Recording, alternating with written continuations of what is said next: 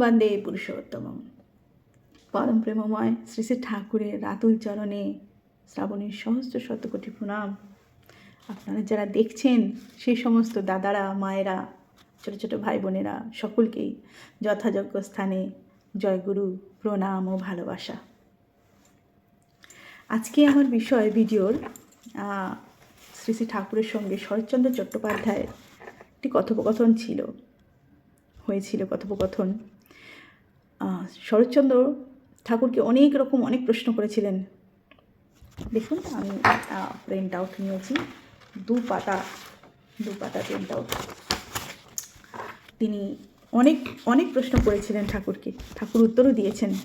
এর মধ্যে থেকে কিছু বাছা গোছা প্রশ্ন যেগুলো আমাদের জীবনে প্রয়োজন, আমি আজকে আপনাদের সঙ্গে ভাগ করে নিতে চাই।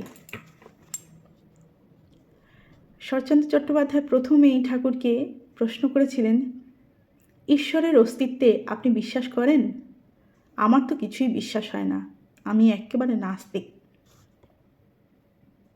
শ্রী শ্রী ঠাকুর উত্তর দিয়েছেন, আমি তো আছি, আমার অস্তিত্ব তো দেখতেই পাচ্ছি। শরৎচন্দ্র চট্টোপাধ্যায়, আচ্ছা, পাবনায় আপনার এত নিন্দা কেন? নিন্দুকের ওপর আপনার রাগ হয় না? শ্রী শ্রী ঠাকুর, না, আমি মনে করি প্রত্যেকে নিজের হিসাব মতো দেখে।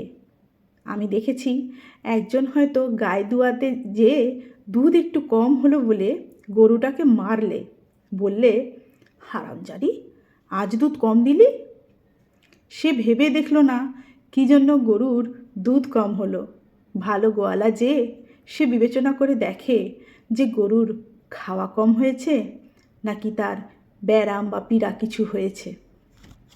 কত সুন্দর করে বোঝালেন এইটা, হ্যাঁ, যে পাবনায় কেন তার সম্বন্ধে এত নিন্দা।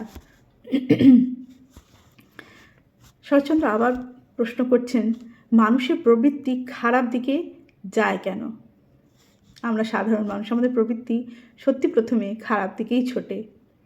ঠাকুর উত্তর দিচ্ছেন, যে কাজে আপাতত সুখ আছে মানুষ তাতেই আসক্ত হয়, কিন্তু তারপরে যে দুঃখ আসে তখন তা মনে আসে না, মনে করেও না। যেমন একজন মদ খেলে নেশা হয়, ফুর্তি হলো, কিন্তু পরক্ষণেই কত রকম অবসাদ অশান্তি আসে।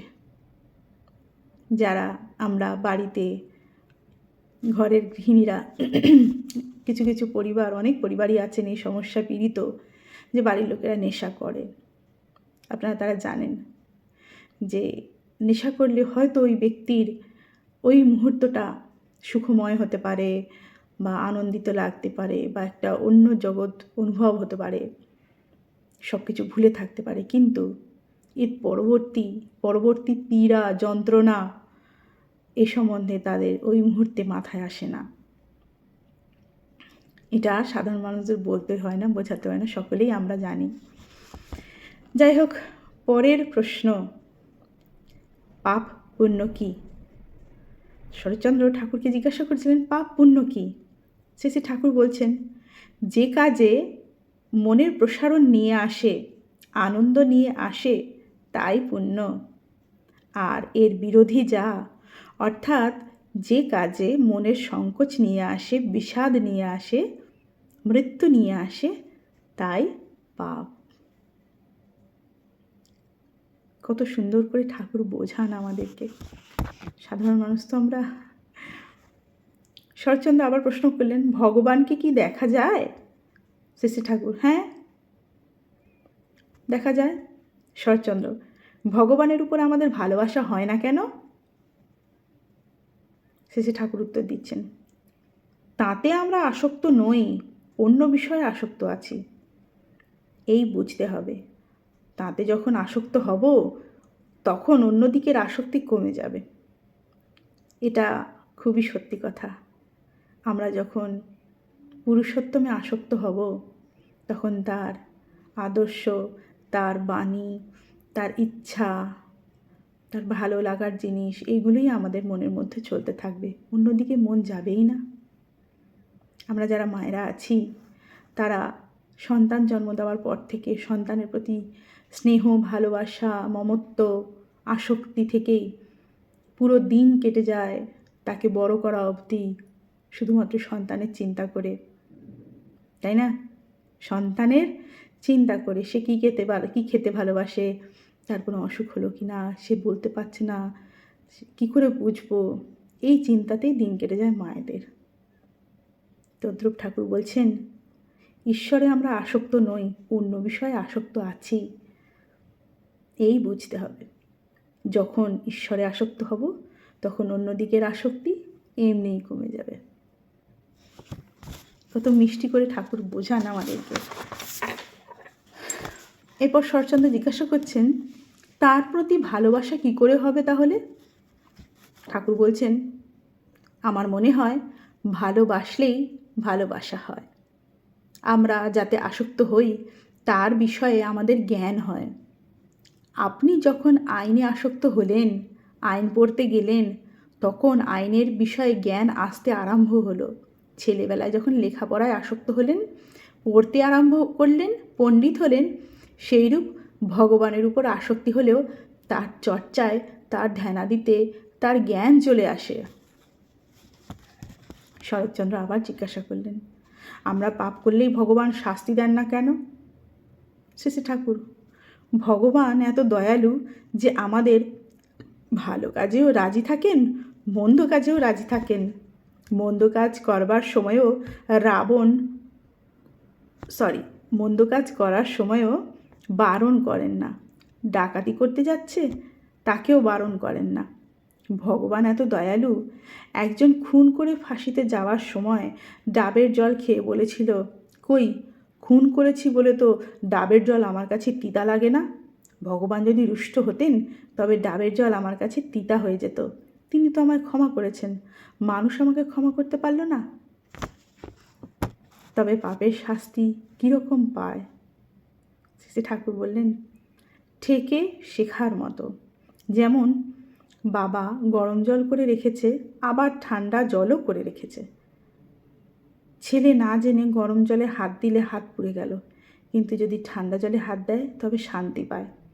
রসগোল্লা খেলেন তো ভালো লাগলো, যদি দু একটা খেয়ে থেমে যান তবে উপকারী হয়, কিন্তু মিষ্টতার লোভে খেতেই আরম্ভ করলেন, শেষে পেটের অসুখ তো হবেই। সূত্র হচ্ছে, এই সমস্ত কথোপকথনের সূত্র হচ্ছে জীবন চরিত 3য় খণ্ড। কত সুন্দর ঠাকুর প্রত্যেককেই এমন পুঙ্খানুপুঙ্খভাবে, নিখুঁতভাবে প্রশ্নের উত্তর দিয়ে গেছেন।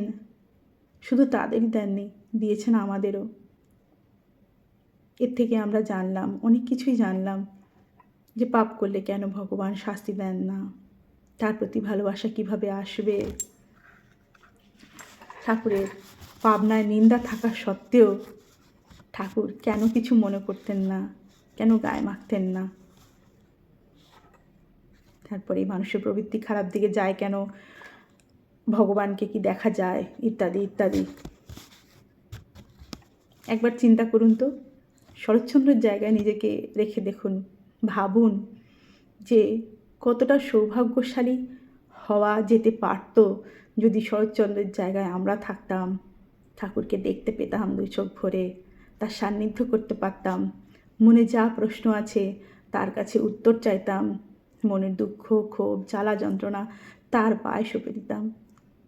সেই পুণ্যক্ষণ একবার চোখ বন্ধ করে ভাবুন তো। ঠাকুরের তো ইন্টারনেটে ভিডিও আছে, তার চলাফেরা করার ভিডিও।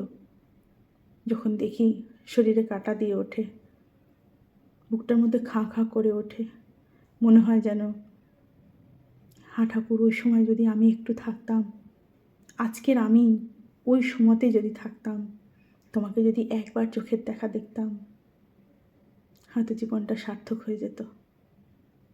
ইচ্ছা হয়, ভীষণ এখনও ইচ্ছা হয়।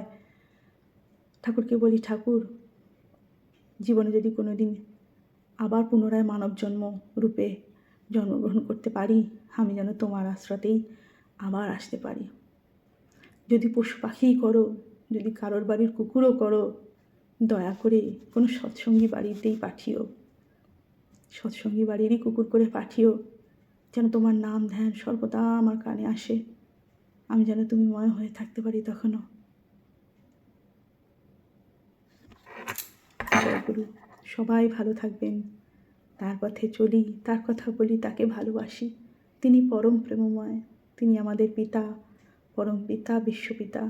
উনি ছাড়া কোনো গতি নেই।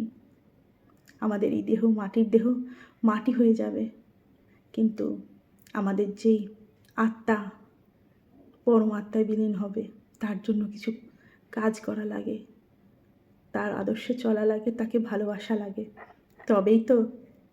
তবেই তো পেতে পারি তার শ্রীচরণ। জয় গুরু। ভালো থাকবেন সবাই।